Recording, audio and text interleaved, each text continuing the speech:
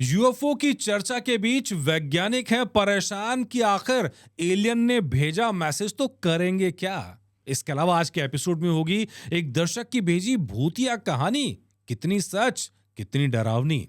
इस पे करेंगे चर्चा एक्सपर्ट डॉक्टर वैभव भारद्वाज के साथ, जो है पैरानॉर्मल एक्सपर्ट। आपका बहुत बहुत स्वागत है। नमस्कार सर। इसके अलावा एपिसोड में होगी चर्चा डेथ जार की। आखिर क्या है डेथ जार की मिस्ट्री, ये सब इस एपिसोड में। लेकिन आगे बढ़ने से पहले एक छोटी सी रिक्वेस्ट, तुरंत सब्सक्राइब कीजिए हमारा चैनल ताकि आपको इस तरह की खबरें लगातार मिल सकें।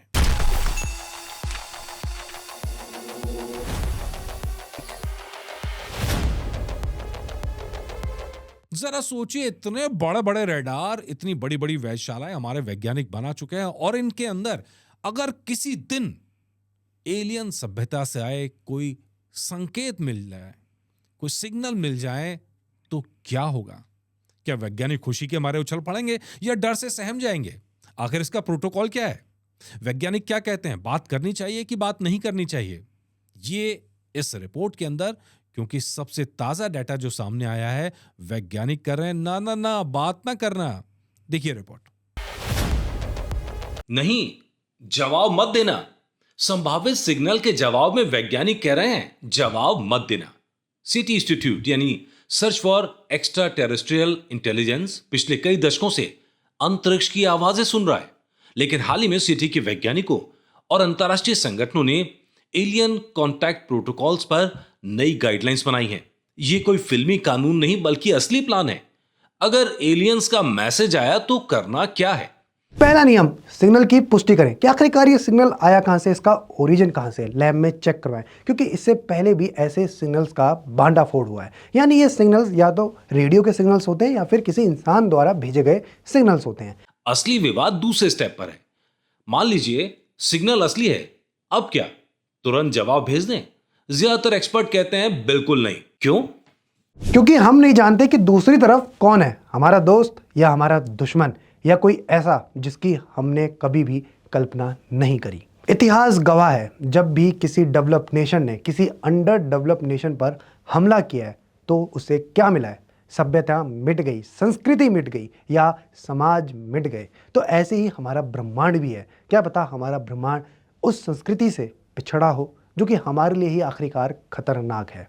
इसीलिए प्रोटोकॉल कहता है कोई एक देश, एक वैज्ञानिक या एक कंपनी अकेले जवाब ना दे। पूरी मानवता की तरफ से फैसला होगा। संयुक्त राष्ट्र, वैश्विक वैज्ञानिक समुदाय और सरकारें मिलकर चर्चा करेंगी, क्योंकि एक बार मैसेज भेज दिया तो वापस नहीं लिया जा सकता।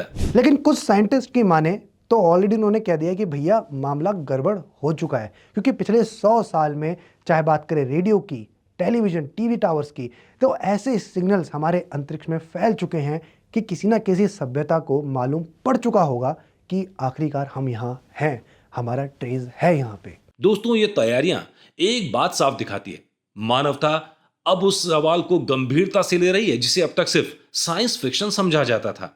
अगर आज ब्रह्मांड से कोई आवाज आई तो आप क्या चाहते हो? जवाब दें या चुप रहें? कमेंट में जरूर बताना। तो डॉक्टर वैभव भारद्वाज जी हमारे साथ हैं। वैभव जी, ये जो सवाल है, क्या बात करनी चाहिए कि नहीं करनी चाहिए? देखिए, अगर वैज्ञानिक हम कह रहे हैं कि बात नहीं करनी चाहिए, लेकिन अलग अलग लोगों की इसमें अलग अलग राय होती है सर। तो आपकी क्या राय है? मैं आपकी राय जानना चाह रहा हूं। हाँ, मेरी राय तो सर ये, अगर वो मैसेज भेजे तो हमको एक्चुअली उनसे कनेक्ट तो हमें करना चाहिए, बिल्कुल बात कनेक्ट तो करना करना चाहिए। चाहिए, बिल्कुल बिल्कुल सर। नहीं, अगर वहां से पता लगे कुछ ऐसे हैं कि जो पकड़ते पकड़ते आगे वो मैसेज भेजा उन्होंने पकड़ने के लिए और आपने उसको कर लिया, और वो भी तलाश कर रहे हैं कोई ग्रह जिसको कब्जा कर रहा है, तब क्या होगा? सर अब ये तो बात करने से ही पता लगा ना वो कब्जे के लिए तलाश कर रहे हैं। कि आपने देखा होगा, एक पिक्चर तो देखी होगी जो ऋतिक रोशन की थी, वो मैसेज भेजते थे, फिर वो भी मैसेज, क्या पता उनको भी कोई नया जादू मिल जाए उनका और भला करा दे। तो बात तो करनी चाहिए कम से कम। तो ये सवाल तो इसमें ये भी बनता है, आपने फिल्म का जिक्र किया जादू का, जो कोई मिल गया का, जी। आमिर खान की थी, जो आमिर खान एलियन थे और पता लगता है धरती पे आके रह रहे हैं टाइप के। तो पता लगा ऐसे एलियन धरती पे ऑलरेडी रह रहे हैं, तब क्या करेंगे?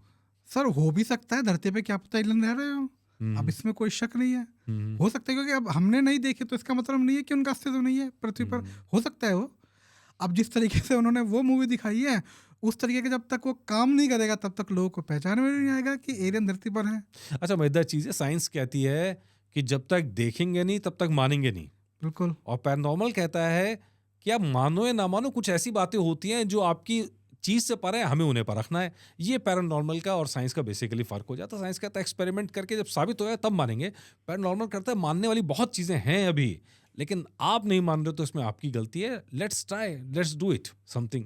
गलत तो नहीं कर रहा मैं? नहीं बिल्कुल सर, एक्चुअली क्या है ना, पैरानॉर्मल में भी इस तरह की चीज़ें हैं आप मानते हो, क्योंकि देखो सर, जिसके साथ समस्या होती है वही चीज़ों को समझता है। अब मैं किसी को कहने लगूँ कि भैया देखिए भूत प्रेत देख या कुछ भी चीज़ देख, लेकिन वो इस चीज़ को सीरियसली खारिज कर देगा, ऐसा कुछ नहीं है। लेकिन जिसके साथ में प्रॉब्लम है, अगर मैं उससे इस चीज़ के बारे में जिक्र करूँगा तो वो खुल के मुझसे बात तो करेगा। ये आपके पास ऐसे केस हैं जिसमें हम इस तरह की जो पैरानॉर्मल एक्टिविटीज वाले जो हैं वो केस हैं आपके पास? सर मैं एक केस यहाँ पे जिक्र करना सर चाहूँगा। उस केस के ऊपर आगे बात करेंगे, अभी हम यूएफओ पर चर्चा कर रहे हैं। ओके उस केस के ऊपर हम आपसे अभी जो कहानी हमारी है उसके ऊपर आएंगे, वो कहानी भी ओके। मैं सुनाऊंगा ओके और फिर आपसे उस केस के ऊपर भी चर्चा जी साहब। करेंगे। तो अमेरिका ने यूएफओ फाइल्स जारी करनी शुरू कर रखी हैं। पूरे मई के महीने में 2 लॉट आए हैं। उन 2 लॉट्स का जब और डीप एनालिसिस हो रहा है तो नई नई चीजें सामने आ रही हैं। कोई नारंगी गोला, कोई हरा गोला, कोई फायरबॉल, कुछ इस तरह की चीजें जो हैं उसके अंदर सामने आ रही हैं और सवाल पूछा जा रहा है कि यार ये कितना सच है कितना नहीं है। वहीं अमेरिका के ही जो लोग हैं, कई वैज्ञानिक हैं या दूसरे लोग जो हैं, वो ये सवाल उठा रहे हैं कि क्या अमेरिका अब भी सच बता रहा है, क्या पूरा सच बता रहा है या इसके पीछे भी वो कुछ छुपा रहा है। देखिए report. Intercepting object, no radar signature. Orange orbs, green ops और फायरबॉल्स, ये वो नाम है जिसने दुनिया को किया हुआ है हैरान। अमेरिकी रक्षा विभाग लगातार डीक्लासिफाइड यूएफओ फाइल्स रिलीज कर रहा है। इन फाइल्स में वो रहस्यमयी घटनाएं हैं जो अफवाहें या फिर एक कॉन्स्पिरेसी थ्योरीज है। अमेरिका की यूएफओ फाइल्स में 2 घटनाओं की चर्चा हो रही है। पहली, हाल के सालों में सैन्य अधिकारियों द्वारा देखे गए रहस्यमयी ऑरेंज ऑप्स की। दूसरी, 1948 से 1950 के बीच एक सेंसिटिव सैन्य और परमाणु परिसर के आसपास दर्ज किए गए ग्रीन ऑप्स, डिस्क और फायरबॉल। सवाल यह है कि क्या दशकों में फैली ये 2 घटनाएं किसी एक बड़े रहस्य की कड़ी हैं? ऑरेंज ऑप्स यानी नारंगी गोले, वो घटना जिसने खुफिया अधिकारियों को स्तब्ध कर दिया है। न्यू फाइल्स के अकॉर्डिंग अमेरिका के खुफिया एजेंसी के एक अधिकारी की 2025 की वो रिपोर्ट है। रिपोर्ट के अनुसार जांच के दौरान हेलीकॉप्टर क्रू ने एक ऐसा ऑब्जेक्ट देखा जो कि नारंगी कलर का था, जिसकी शेप एक थोड़ी अंडे जैसी थी, और उन्होंने देखा कि उन ऑब्जेक्ट्स के बीच में एक लाइट दिखी उन्हें सफेद या पीले से कलर की। गवाहों का दावा है कि कुछ ऑप्स लड़ाकू विमानों के बेहद करीब पहुंच गए, जबकि कुछ हेलीकॉप्टर से कुछ ही मीटर की दूरी पर दिखाई दिए। सबसे चौंकाने वाली बात यह थी कि ऑर्ब्स अब 2 हिस्सों में बट गए हैं और उनके दोनों हिस्से अलग अलग जा रहे हैं, वो भी एक बहुत ज्यादा तेज स्पीड से, और कुछ देर बाद पूरा खेल ही समाप्त हो जाता है। फाइटर जेट्स को इंटरसेप्ट के लिए भेजा गया, लेकिन वो इन वस्तुओं को पहचान नहीं सके। रिपोर्ट में लिखा गया कि लैंडिंग के बाद क्रू वर्चुअली स्पीचलेस यानी निशब्द था। क्या ये कोई गुप्त तकनीक थी, कोई ड्रोन, या ऐसा रहस्य जिसे आज की तकनीक समझ नहीं पाई? फाइलों में एक पुराना रहस्य इसी कड़ी के साथ जुड़ा हुआ नजर आ रहा है। 1948 का रहस्य, ग्रीन ऑप्स और फायरबॉल्स। नई फाइलों में 116 पन्नों का ऐतिहासिक दस्तावेज भी शामिल है। यह दस्तावेज न्यू मैक्सिको के सैंडियस सैन्य परिसर और उससे जुड़े परमाणु प्रतिष्ठानों के आसपास हुई घटनाओं का रिकॉर्ड है। 1948 से 1950 के बीच वहां कुल 209 रहस्यमयी घटनाएं दर्ज की गईं। गवाहों ने आसमान में चमकीले हरे रंग के गोले, उड़ती हुई डिस्क और आग के गोलों जैसी वस्तुएं देखने की रिपोर्ट दी। कुछ घटनाओं में कहा गया कि वस्तुएं अचानक से दिशा बदल लेती थी और 2025 में देखे गए ऑरेंज फायरबॉल्स।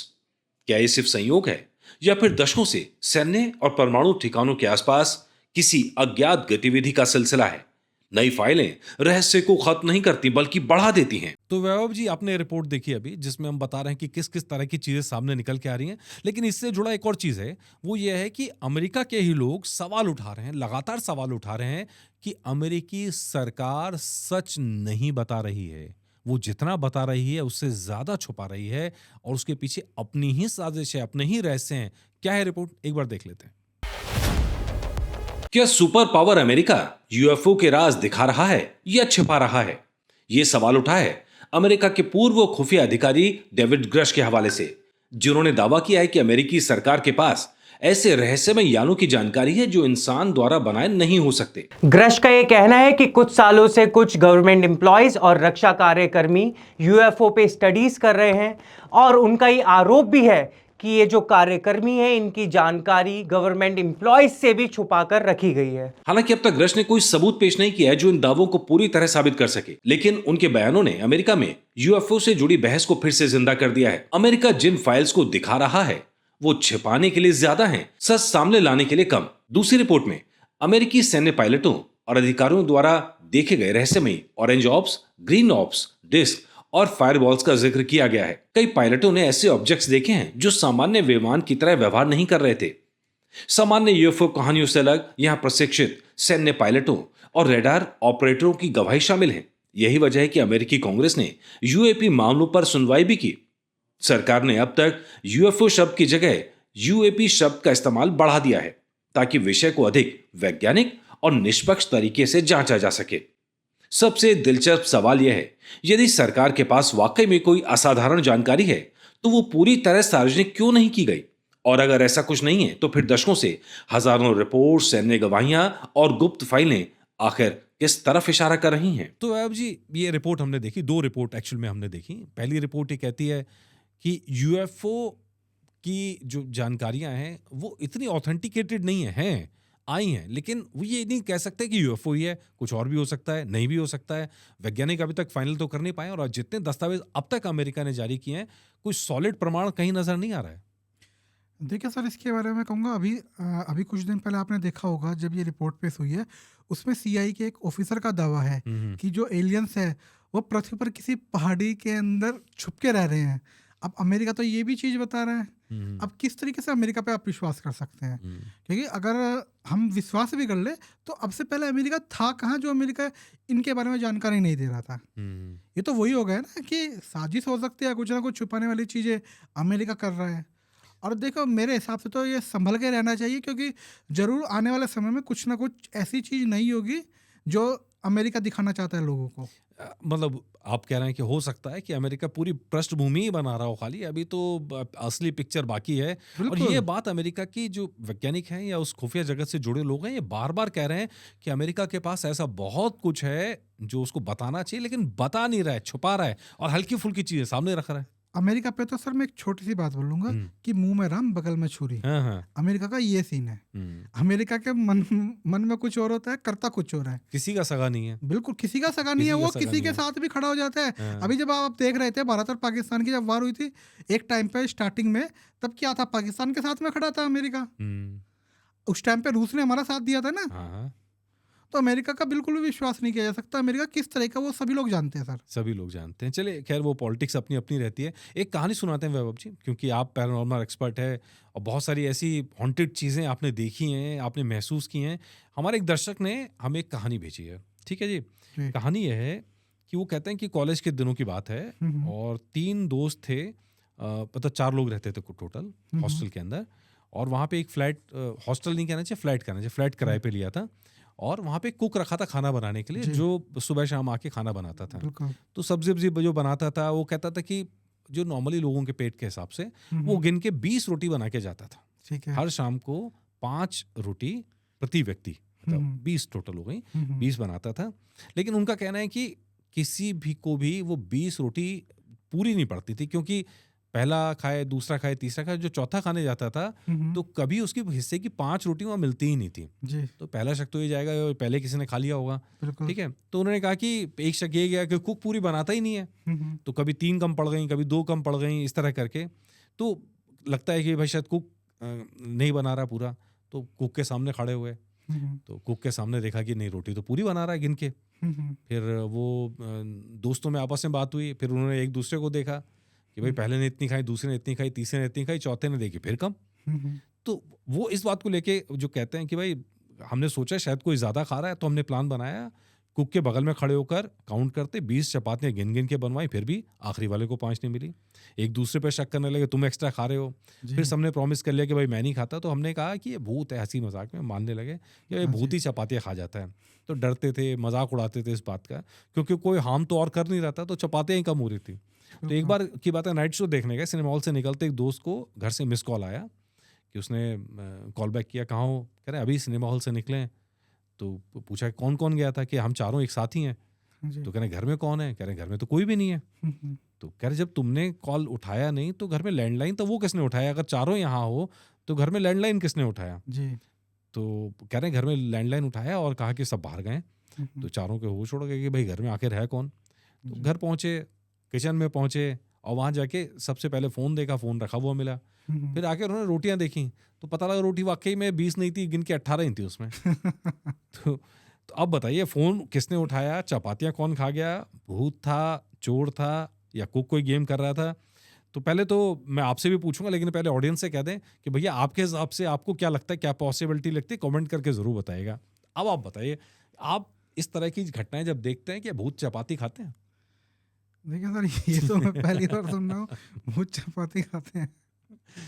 तो मैं जानना चाह रहा हूँ, मतलब क्योंकि आप जिस एनर्जी की बात करते हैं, लोग मजाक बना लेते हैं। कई किस्से आप भी जानते हैं, जिन किस्सों की आप बात कर रहे थे कि कई किस्से ओरिजिनल होते हैं, कई बनाए जाते हैं। जी। तो ये भूत चपाती खा रहा है, फोन उठा रहा है, क्या कितनी पॉसिबिलिटी लगती है कि ऐसा हो सकता है? देखिए सर, मुझे तो लगता है कि या तो किसी उसके दोस्त वगैरह की शरारत हो सकती है। ठीक है, अगर कुक रुक सकता है वहाँ पे तो कुक भी ये चीज़ें कर सकता है। तो ऐसा तो नहीं, क्योंकि अगर भूत वहाँ पे है, अगर कोई कुछ है वहाँ पे और वो बात भी कर रहा है फ़ोन उठा के और वो चपाती भी खा रहा है, तो ये बात तो सर मुझे हजम नहीं होती। है बात। बिल्कुल। जी। तो मतलब अगर रहते हैं तो दूसरी फ्रीक्वेंसी तो उन्हें मिलती होंगी, चीजें और भी होंगी, खाली वो चपाती खाने के लिए भूत थोड़ी रुकेगा। नहीं सर, अगर उस तरह की चीज़ें होंगी, मान लीजिए वो एनर्जी कुछ इनका नेगेटिव भी नहीं कर रही है, तो हो सकता है उनके घर में काफ़ी चीज़ों का दिक्कत आती है ना सर, क्योंकि ईएमएफ का लेवल भी खराब होता रहता है। कभी कभी तो ये चीज़ें भी देखी गई है कि सब्जियां भी सड़ने लगती है, इक्विपमेंट भी खराब होने लगते हैं, इक्विपमेंट भी खराब electronic, होता है, बहुत सारी ऐसी चीज़ें होती हैं। जब उन्होंने इस तरह का कोई जिक्र ही नहीं किया इन चीज़ों में, तो कैसे हम मान सकते हैं कि इस तरह की चीज़ हो सकती है? क्योंकि बेसिक चीज़ें नहीं फॉलो हो पा रही है, तो कहाँ से हम कह सकते हैं इन चीज़ों जी। को? तो लेकिन मेरा पहला वो जो सवाल था, मतलब क्या भूत चपाती खाते हैं?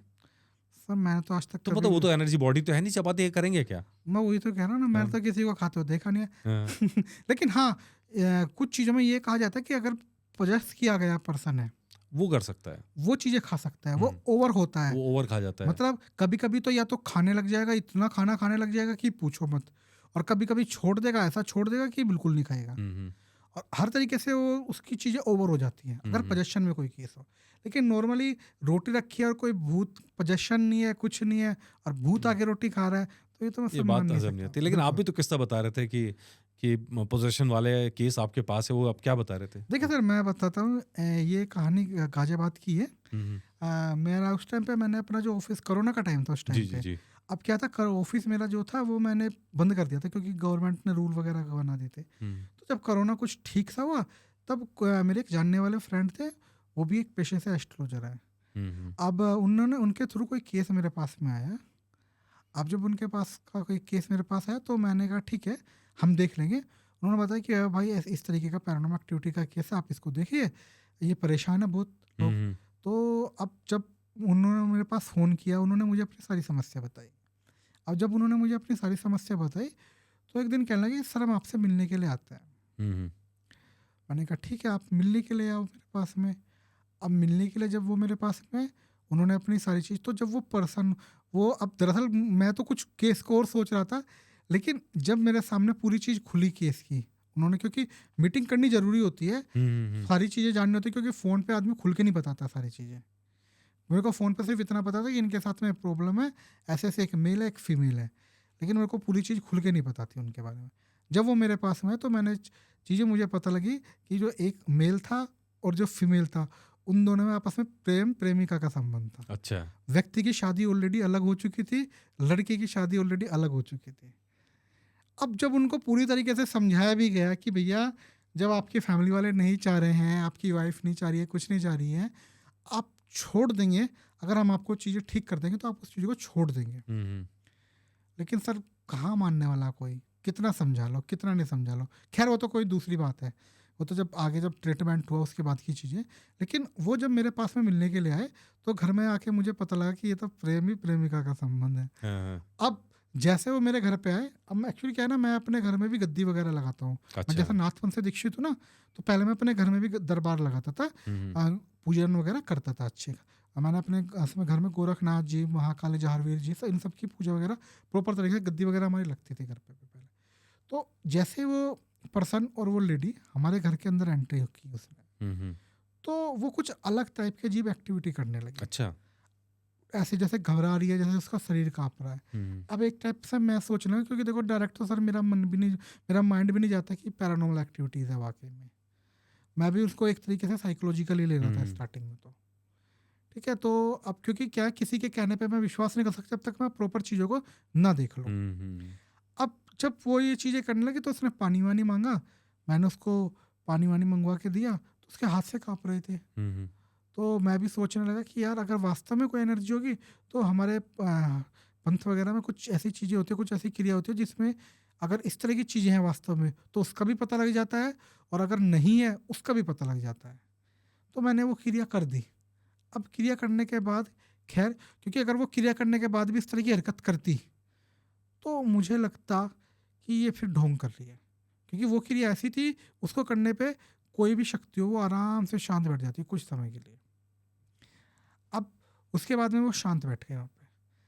शांत बैठने के बाद कुछ समय के बाद तो चाय वाय पी, सब कुछ किया, तो उन्होंने मेरे को अपनी समस्या वगैरह बताई कि मेरी भी ऑलरेडी शादीशुदा, मैं भी शादीशुदा हूँ, ये भी ऑलरेडी शादीशुदा है, लेकिन हम दोनों एक दूसरे से प्यार करते हैं, ये चीज़ फलाना ढिमकाना, हम लोग मिलना चाहते हैं, ये चीज़ वो चीज़, शादी। तो सर देखो, सबसे पहले तो हमारा समझाने का काम होता है कि यार देखो, जब तुम ऑलरेडी शादीशुदा हो तो तुमको अफेयर नहीं करना चाहिए। पहले इससे 2 लोगों की ज़िंदगी ख़राब होगी। वो किसकी? जो जिससे आपकी शादी हुई उस महिला की, आपके बच्चों की भी, दूसरी उस महिला ने जिस पुरुष से शादी की उसकी और उसके बच्चों की। ठीक है। अब खैर भाग्य से कह सकते हैं कि जो महिला थी वो डिवोर्सी थी, उसका पति वगैरह था नहीं वहाँ पे। ठीक है। खैर लड़की की तरफ से लाइन साफ थी, लेकिन लड़की की जो थी वाइफ वगैरह थी, अब उनका कहना था कि जो मेरी वाइफ है वो किसी न किसी तांत्रिक के माध्यम से एक क्रिया करा रही है। अब मैंने कहा चलो ठीक है। अब कुछ समय बाद फिर उसके अंदर इस तरह की चीज़ें आने लगी। वो उस लड़के को कहने लगी मेरी तबीयत ख़राब हो रही है, मेरे सिर में दर्द हो रहा है, चक्कर आ रहे हैं, ये चीज़ वो चीज़, मेरे को घर जाना है, मेरे को घर जाना है। रोने लगी थोड़ा थोड़ा। अब मैंने कहा यार कभी यहाँ पे कुछ दिक्कत होने लगे, मैंने कहा चलो उसको बाहर वो करते हैं। तो मैं थोड़ा सा उसको शांत रखने के लिए अपने हाथ में थोड़ी सी धूनी वगैरह, मंत्र से अभिमंत्रित वगैरह चीज़ें वो मैं लेके आ गया। ठीक है। अब ले जाने के बाद में हम लोग लिफ्ट में जाने लगे। लिफ्ट में जाते रास्ते में एकदम उसने जो लड़का हाथ पकड़ रखा था उसका हाथ एकदम झटके से मारा, हाथ वो छुड़ा दिया। वो परेशान होने लगे, उसके अंदर घबराहट सी, पता नहीं क्या क्या चीज़, मेरा घबराहट है, मेरे शरीर में दर्द है। अब हम उसको दौड़ा धीरे धीरे आगे लेके चले गए। अब सर जैसे मंदिर पड़ा रास्ते में, मंदिर के सामने जो उसने हंसना शुरू किया, वास्तव में सर जो पिक्चर में राक्षस की आवाज आता है ही हा हा हा हा, इस तरह की मंदिर को देख के, भगवान को देख के वो इतनी जोर से हंसने लगी। सर भीड़ भाड़ थी सोसाइटी के अंदर, मैं भी एक तरीके से सुन रह गया। हमने कहा यार इसकी तो इज्जत खराब हो जाएगी लड़की की। ये वो केस था जिसने मेरे को अंदर से हिला के रख दिया। ये इस टाइम में मैंने पहली बार देखा था कि यार किस तरीके से लोगों की इज्जत खराब करती है ऊर्जाएं जो छोड़ी जाती हैं। लोग मानसिक संतुलन बोलेंगे, मानसिक संतुलन खराब है, साइकोलॉजिकल, उस औरत पे क्या बीतती होगी सर उस तरह की चीजें। तो चले एक दो बातें मुझे बड़ी उत्सुकता हुई कि एक तो मंदिर को देख के हंसने वाली बात सर, या तो क्या होता क्या है, ये जो ऊर्जाएं होती है ना सर, ये हमारा कॉन्फिडेंस को डाउन करने की कोशिश करती है हमेशा। ये चाहती है, क्योंकि अगर हमारा कॉन्फिडेंस डाउन हुआ और कहीं से हमारी ऑरा ब्रेक हुई, कहीं से हम घबरा गए उससे, तो वो हमारे पर हावी हो जाएगी। तो ये इनका अक्सर क्या होता है, इन चीज़ों का आप छोटे से छोटी शक्ति ले लीजिए, आप छोटे से छोटी वो ले लीजिए आप, वो अपने आप को इतना हाई पावर दिखाने की कोशिश करेगी कि आप बस उससे डर जाओ। बहुत से केसों में मुझे धमकी तक मिली है सर। अच्छा, धमकी तक, छोड़ दे नहीं तो मैं तुझे खत्म कर दूंगा। बहुत से केसों में होती हैं चीजें। और एक तो मेरे को ये कह के चला गया था जिनका केस में कि तू मुझे किसी और पे वो कर दे, मैं तुझे नोटों से भर दूंगा। इस तरह की धमकी भी आती है। इस तरह के हमको एक तरीके से जो लुभावने, तो जब मैसेज आता है तो हाँ, सामने जिसकी बॉडी में उसके जरिए कहलाया जाता है। हाँ, उसके जरिए कहलाया जाता है। जी जी जी। अब क्या लुभावने, वो आश्वासन दिए जाते हैं कि हम तुझे पैसा दे देंगे, हम तुझे वो कर देंगे, बहुत सारी चीजें होती हैं सर। अब खैर कोई बात नहीं, वो हंसने लगी। अब हंसने लगी, अब मैंने सोचा ना कि हमने कहा भैया इसकी इज्जत नहीं खराब होनी चाहिए, इसको पकड़ के लेके चलो। अब मैंने उसको सबसे बोला, मैंने कहा सबसे पहले तो तू हो जा शांत। मैंने कहा जो तेरा वजूद है तू देख, सामने देख, मैं हूँ कौन, पहले तो ये देख। मैंने फिर थोड़ी देर में अपनी जो भभूत वगैरह ले रखा था मैंने उसको लगा के उसके सिर पे थोड़ा सा टीका वगैरह प्रॉपर तरीके से किया, तो जाके थोड़ी देर वो शांत हुई, फिर वो रोने लगी। अब सर होता है सभी के साथ में जब ये चीज़ें होती हैं। अब मैंने कहा चल भाई काम करो, इसको मैं आपको ये दे रहा हूँ चीज़ें, और इसको जल्दी जल्दी गाड़ी में बैठाओ और इसको लेके जाओ यहाँ से, दोबारा इसके साथ में चीज़ें नहीं होनी चाहिए, क्योंकि यहाँ पे मैं हूँ, मैंने संभाल लिया, अगर रास्ते में कुछ हो गई तो दिक्कत हो जाएगी। तो फिर मैंने इसको कैसे ना कैसे करके उसके घर तक पहले उसको छुड़वाया, उन बंदे से बोल के सबसे पहले मैंने आप ये काम करो। फिर उसके जब वो पहुँच गए उनके, तब तक मैं भी इधर से कुछ लगा रहा कि दोबारा चीज़ें ना हो, ठीक है। उसके बाद में फिर मैं फ़ोन पे बात हुई जब मेरी कि अब ठीक है, तब मेरे सांस में सांस आई सर, क्योंकि सर वो मेरे पास आई थी तो वो मेरी जिम्मेदारी बनती थी उस टाइम पे। तो फाइनली केस सॉल्व हुआ वो वाला? फाइनली वो केस सोल्व कर लिया, लेकिन वो लोग माने नहीं सर, बीच बाद में भी केस सोल्व होने के बाद भी उनकी सारी चीज़ हट गई, सब कुछ ठीक हो गया उनका, उनको लेकिन जो बोला गया था कि आपको छोड़ना पड़ेगा, लेकिन उन्होंने नहीं छोड़ा। तो भैया आगे तुम्हारी इच्छा है, क्योंकि हम जो कर सकते हैं वो हमने किया, लेकिन अगर कोई डॉक्टर आपको मेडिसिन देता है, कुछ भी चीज़ बताता है, तो आपको उसका परहेज तो करना होता है। अगर आप परहेज करोगे तो बचे रहोगे। अच्छा, नहीं इसमें एक दूसरा सवाल जो था वो ये है कि पता कैसे चलता है कि इस तरह की कोई ऊर्जा काम कर रही है, कोई उच्चाटन काम कर रहा है, या इस तरह की जो चीज़ें होती हैं वो काम कर रहा है, कैसे पता कैसे चलता है ये? सर एक्चुअली क्या होता है, जब ऊर्जा किसी के ऊपर हावी होती है ना, काफ़ी कुछ ऊर्जा बता देती है। अब जरूरी नहीं है कि हर चीज़ सच बता रही है। फिर उसके अलावा जो अपनी इष्ट की जो ऊर्जाएं होती हैं, जिनकी हम सिद्धि वगैरह करते हैं, पूजन वगैरह करते हैं, कुछ फिर उनके माध्यम से भी हमको चीज़ें पता लग जाती हैं। अच्छा जी जी। तो होती है बहुत सिद्धियाँ आपके, अगर आप इस तरह के अध्यात्म के अंदर प्रवेश करेंगे और बहुत कुछ आप करेंगे, तो कुछ ऐसी शक्तियाँ भी जो आपके कान में आके बोलने लगी। जैसे कुछ लोग कर्ण पिशाचनी के बारे में सुनते हैं, केवल कर्ण पिशाचनी को जानते हैं लोग, लेकिन कुछ कर्ण पिशाचनी के अलावा भी बहुत ऐसी शक्तियाँ होती हैं जो कान में आके बात करती हैं। अच्छा जी जी। चलिए आगे बढ़ते हैं। इसके बाद ये तो बड़ा मज़ेदार चीज़ है कि उम्मीद करते हैं कि आपको कहानी सुन के उत्सुकता ज़रूर हुई होगी इस तरह का केस देखने की, समझने की। हम तो वैभव जी से कह रहे हैं कि आगे कभी ऐसा केस हो तो हमारी टीम जाएगी, तो हमारी टीम भी साथ में इन्वेस्टिगेशन में जाए, हम भी रिकॉर्ड करके आप तक लेके आएँ। लेकिन फिलहाल एक ऐसी चीज़ है जो ऑलरेडी कैमरे पर रिकॉर्डेड है, डेथ जार इसको कहते हैं। जी ठीक है जी।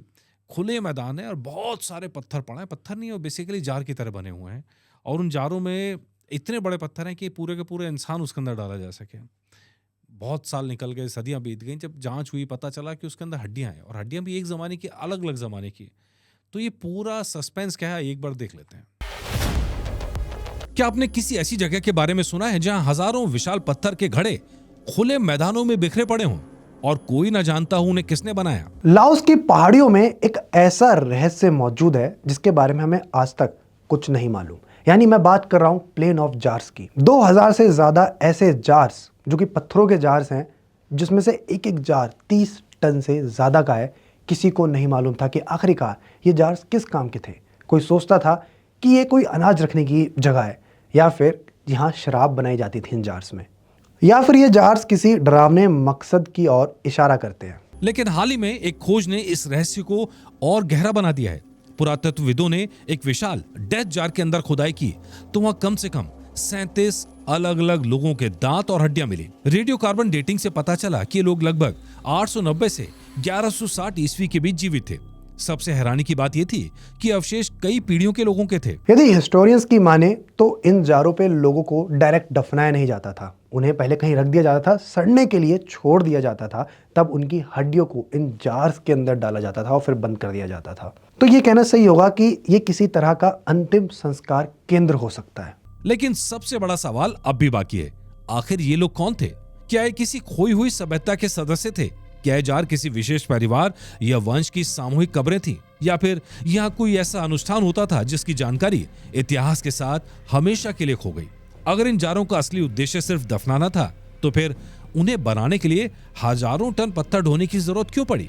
तो आखिरकार ये सवाल छूटता है कि क्या ये डेथ जार्स किसी अंतिम संस्कार केंद्र का हिस्सा थी, कोई परंपरा यहाँ पे होती थी, या फिर कुछ ऐसा जो हमारी हिस्ट्री से मिट गया है, कोई एक ऐसी सभ्यता जो हिस्ट्री में अब मौजूद ही नहीं है और हमें मालूम भी नहीं है कि आखिरकार वो सभ्यता थी कौन। तो अब जी इस तरह की न जाने कितनी मिस्ट्रीज हैं जो हर जगह फैली पड़ी हैं दुनिया में, जो सॉल्व होने का नाम नहीं ले रही हैं। न जाने कब से चीज़ें चली आ रही हैं, और ऐसे में लगता भी नहीं कि साइंस भी इसको सॉल्व कर पाएगा कभी। देखिए सर, इस पे मैं एक बात कहना चाहूँगा कि आज से काफ़ी साल पहले आपको पता होगा कि गुड़गांव बिल्कुल बना नहीं था। वो जो एरिया था वो जंगल का एरिया था। लोग बाग वहाँ से जाते थे राजस्थान वगैरह जाने के लिए, बाहर जाने के लिए। अब क्या होता था, पहले लोग यात्रियाँ पैदल वगैरह चलते थे।